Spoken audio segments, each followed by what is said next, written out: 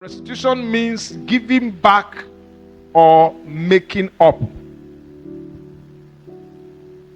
Giving back or making up. You know, when you want to make up with a friend that you have been having issues with, you've not been talking to the person, you say, we are making up.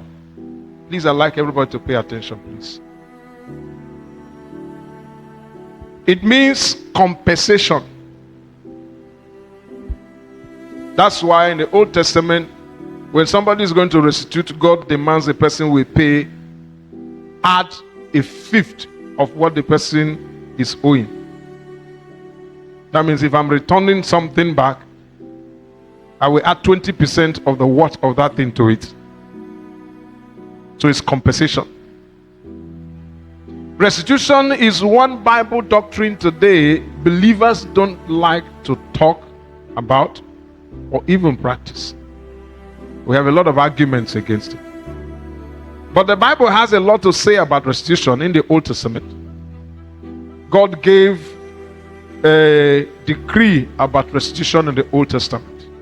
It was enshrined in the law of God through Moses to the people of Israel. Restitution is subsequent to salvation, wherein wrongs against our fellow men are righted in order to have a clear conscience before God and man. Not that God hasn't forgiven you, but in order for you to have a clear conscience before God and man.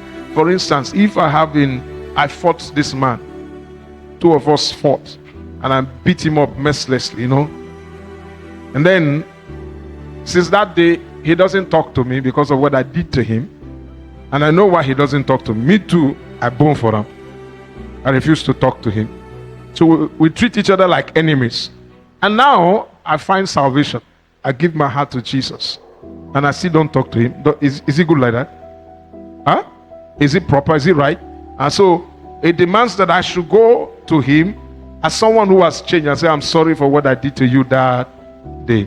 I'm really sorry. Please forgive me. We make up. That's restitution.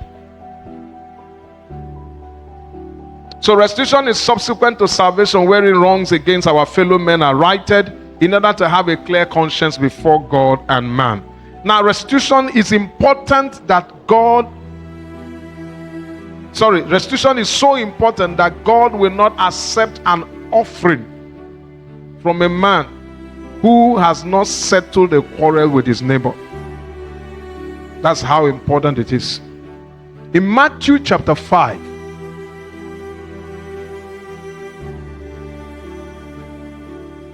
Matthew chapter 5, verse 23 to 24. What does the scripture say? It says, therefore, if you are offering your gift at the altar, and then remember that your brother has something against you. Next verse. It says, leave your gift there in front of the altar. First go and be reconciled to your brother, then come and offer your gift